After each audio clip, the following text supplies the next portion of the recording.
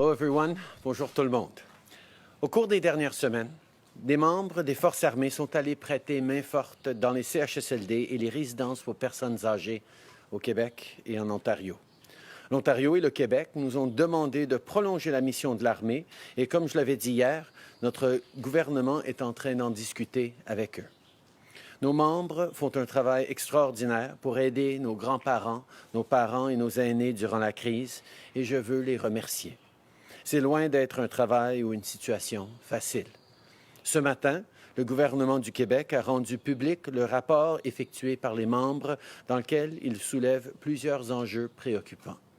Plusieurs des constats contenus dans le rapport, comme le manque de personnel, figurent parmi les raisons pour lesquelles le premier ministre Legault a demandé l'aide des Forces armées il y a 1 mois et demi. Ce sont des enjeux sérieux qui méritaient d'être portés à l'attention de Québec et on leur a transmis le rapport hier soir.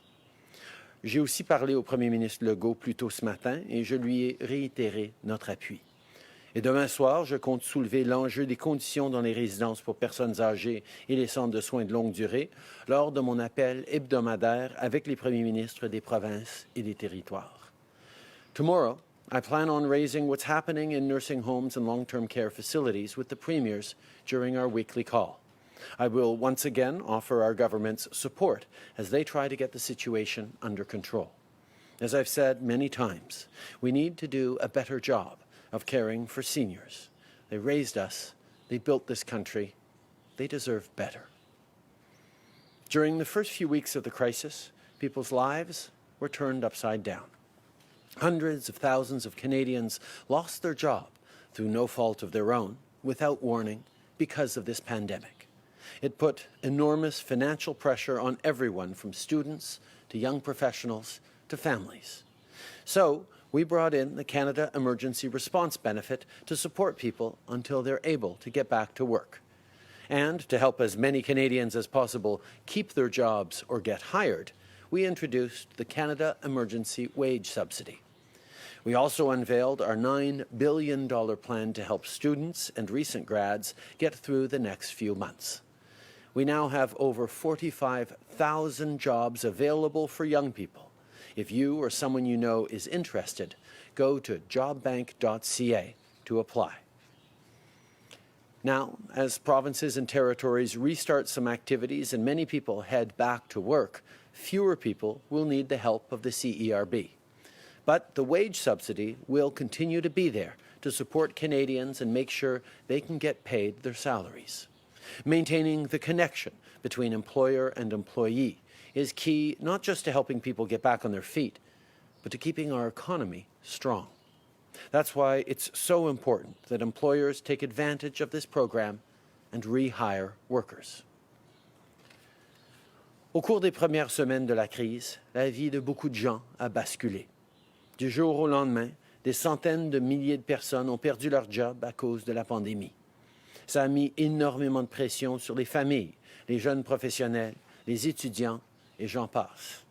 On a donc instauré la prestation canadienne d'urgence pour soutenir les gens jusqu'à ce qu'ils retournent travailler et pour permettre au plus grand nombre de personnes possible de garder leur emploi ou de se faire embaucher, on a mis sur pied la subvention salariale d'urgence. On a aussi dévoilé un plan de 9 milliards de dollars pour aider les étudiants à traverser les prochains mois. Plus de 45 000 offres d'emploi pour les jeunes ont été affichées sur le site du gouvernement. Pour postuler, rendez-vous sur le site guichetemploi.gc.ca. On commence à reprendre certaines activités dans l'ensemble des provinces et des territoires, et ça veut dire que les gens auront de moins en moins besoin de la prestation d'urgence. La subvention salariale d'urgence, par contre, sera là pour aider les Canadiens durant la reprise et faire en sorte que les employés soient payés convenablement. Maintenir le lien entre employeurs et employés va aussi aider à maintenir la vigueur de l'économie. Si vous êtes un employeur ou un propriétaire d'entreprise et que vous n'avez toujours pas soumis votre demande, je vous invite à vous rendre sur le site de l'Agence du revenu pour le faire. Je le dis depuis le début, mais pour sortir de la crise, tout le monde doit faire sa part. Pour sauver des vies, les gens doivent continuer de pratiquer la distanciation physique. Pour relancer l'économie, les gens doivent travailler et les commerçants et les entreprises doivent avoir des clients. Donc, si vous êtes un employeur, réembauchez vos employés. Notre gouvernement peut et va vous aider. Je suis maintenant content de prendre vos questions. Merci beaucoup, Monsieur le Premier ministre. On va commencer la période de questions par le téléphone aujourd'hui. Opérateur, c'est à vous. Thank you. Merci. Première question. Marie Vastel, Le Devoir, à vous.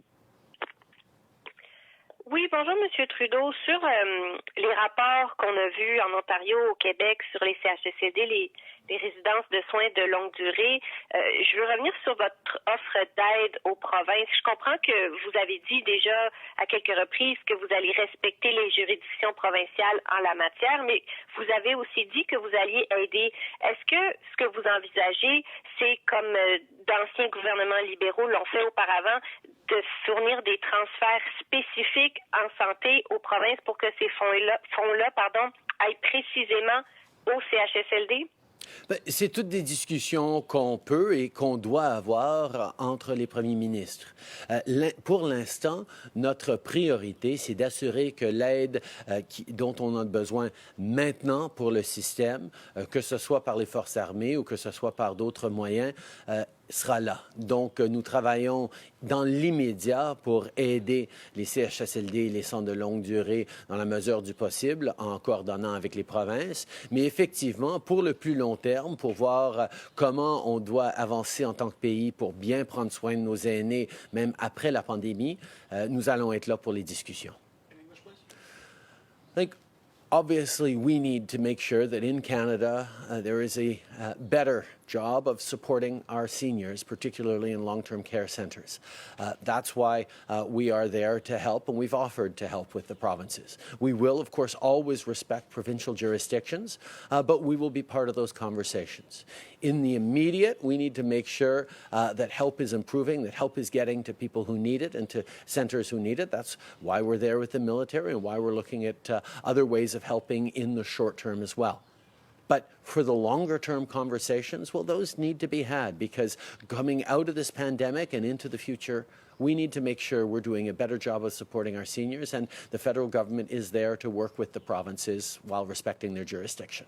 En suivi, Marie? Merci. En même temps, si vous dites que vous voulez respecter les juridictions, est-ce que les provinces seraient réellement ouvertes à avoir un transfert spécifique qui leur dicte où dépenser ces fonds-là? Pensez-vous qu'il y a de l'ouverture à un transfert spécifique? Et sur la PCU, ça fait quelques fois que vous appelez les gens à passer de la PCU à la subvention salariale. Allez-vous prolonger la PCU comme la subvention salariale ou va-t-elle prendre fin à la date déjà prévue?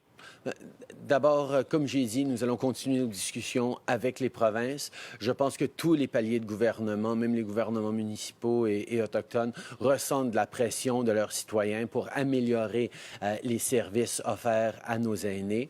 Et nous allons évidemment devoir écouter les préoccupations des Canadiens qui veulent qu'on travaille ensemble pour améliorer ces systèmes-là. Mais je ne vais pas parler pour les provinces pour l'instant. Et par rapport au programme, ça va être important de bien mettre fin de façon raisonnable et responsable aux différents programmes que nous avons mis en place. Il fallait aider les gens qui avaient perdu leurs revenus. Il fallait qu'on puisse passer à travers cette période de crise de la meilleure façon possible. C'est ce qu'on a fait. Mais évidemment, la façon qu'on va passer vers une économie qui reprend graduellement, des employeurs qui se remettent à embaucher, à faire travailler leurs employés. Nous allons regarder attentivement les meilleures façons de le faire. On est en discussion maintenant avec les autres paliers de gouvernement, avec les organismes de travailleurs, avec les syndicats, avec les employeurs aussi.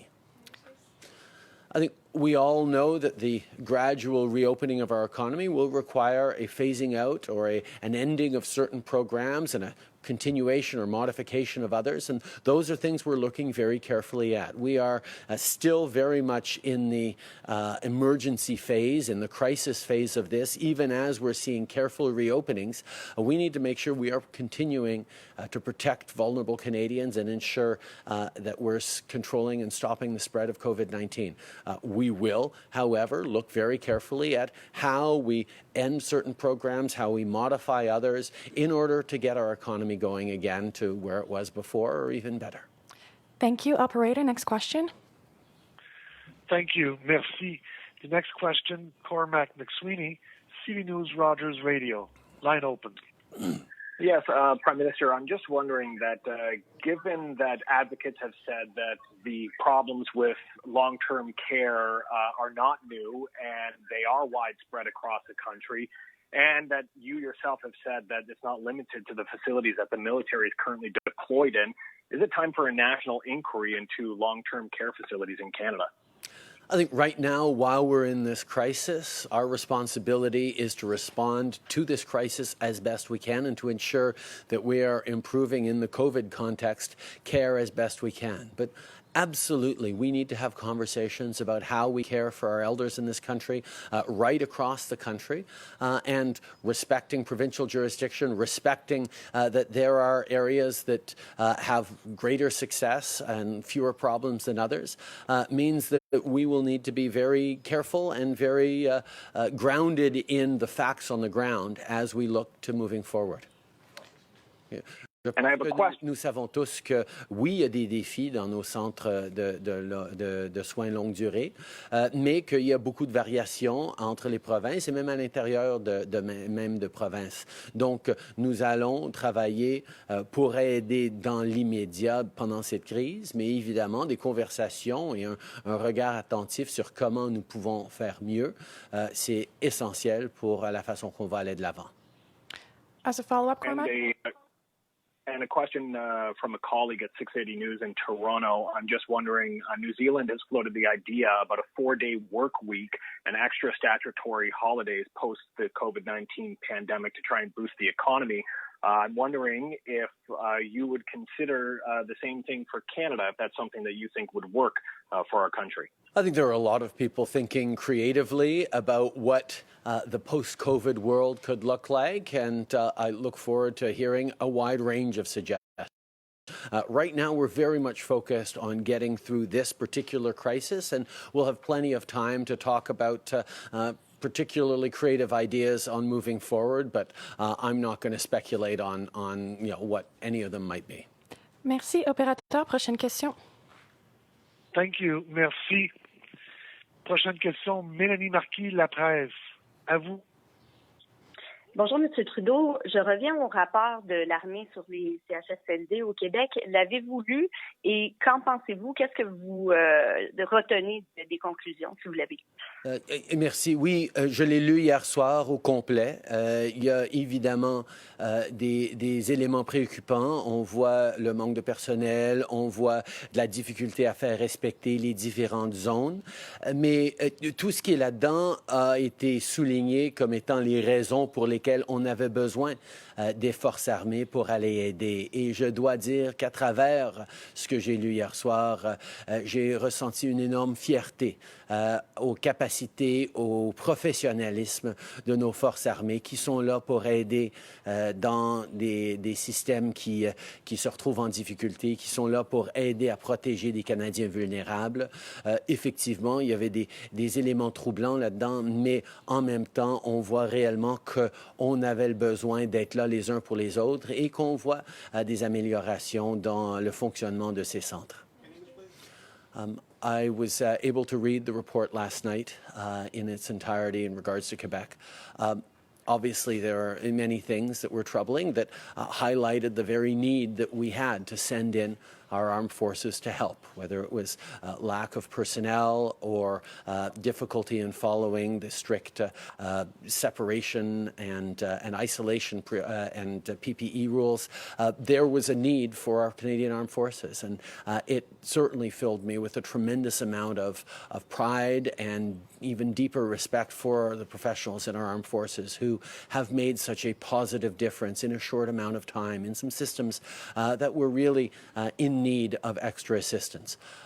Obviously, there are difficult things that we need to continue on, but we've seen significant improvement in many of those centres, and there continues to be a need for us to work together, and I certainly spoke about that this morning with Premier Legault in our conversation. En suivi, Mélanie? Oui, dans un autre dossier complètement, M. Trudeau, il y a une décision très importante aujourd'hui en Cour suprême du côté de la Colombie-Britannique. Si le tribunal penche en faveur de Meng Wanzhou, la directrice financière de Huawei, le gouvernement du Canada fera-t-il appel? On est à quelques heures seulement du jugement de la Cour et nous allons attendre ce jugement avant de spéculer sur nos prochaines étapes ou nos décisions. Thank you. Last question on the phone. Thank you. Merci. Next question, Teresa Wright, the Canadian Press.